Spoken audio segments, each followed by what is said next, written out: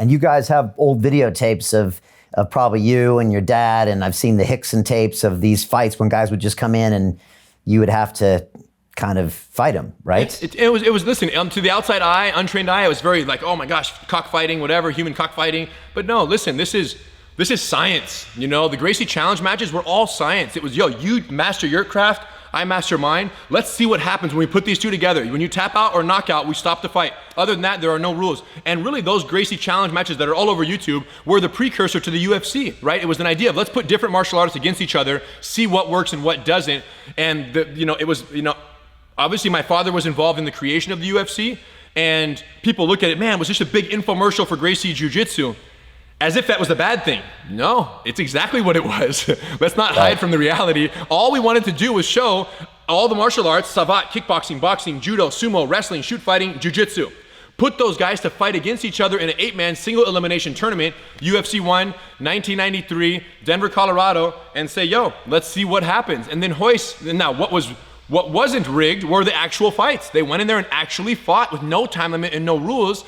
And the smaller, less athletic, physically less imposing person went in there and defeated all these giant, superhero looking guys. And it was very effective. It was a very effective method to put jiu-jitsu on the map. We knew jiu-jitsu's unfair advantage, the one I just demonstrated to you. As second, we affect the distance, because people always ask, Rener, what is the biggest thing that jiu-jitsu, what is the biggest change and contribution your family has had to fighting in America or in the Western world, right?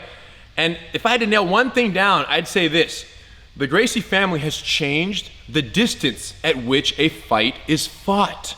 Before Gracie family, before Brazilian Jiu-Jitsu, you would say, yeah, get up and fight like a man.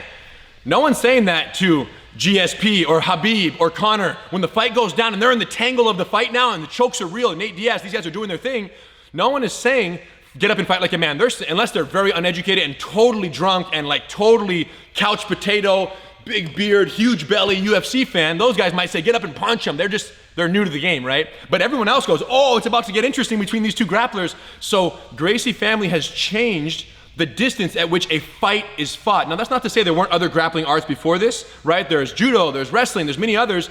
But what we've done is said, hey, judo usually fought against judo.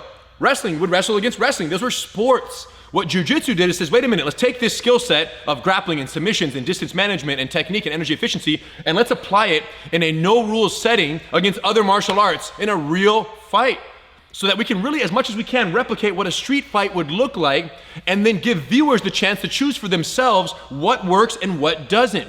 So that's what made the UFC so powerful, is that there was no fluff, there was no rule, do whatever you want, and let's see what happens. And it was clear that jiu-jitsu rose to the top because of this violation of the traditionally accepted fighting distance in America, and I would even go say around the world, but really, this is where the revolution started, right? So it changed that acceptable fighting distance, where there wasn't, get up and fight like a man is gone, and now it's, when the fight goes to the ground, if you don't know how to save energy, position yourself in defense, safe, punch-proof positioning, and then deploy powerful submissions that rely on leverage, not physical strength, if you don't know how to do that, you are gonna get submitted by someone who does. That's the exception. That's the fully accepted truth of martial arts today. Even in MMA at the highest level, you can be a good striker, but if you don't know what to do when the fight hits the ground, you're gonna get choked out in 4 seconds by someone who does. So everyone invests in their jiu-jitsu to the point where now there's guys fighting each other that are from different camps taught by Gracies on both sides. I mean, I've coached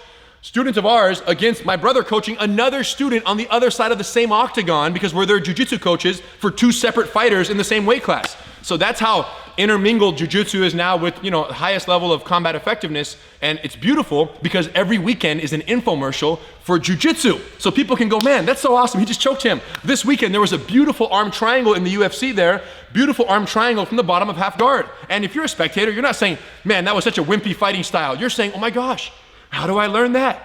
And I'm here to tell you, go to GracieUniversity.com.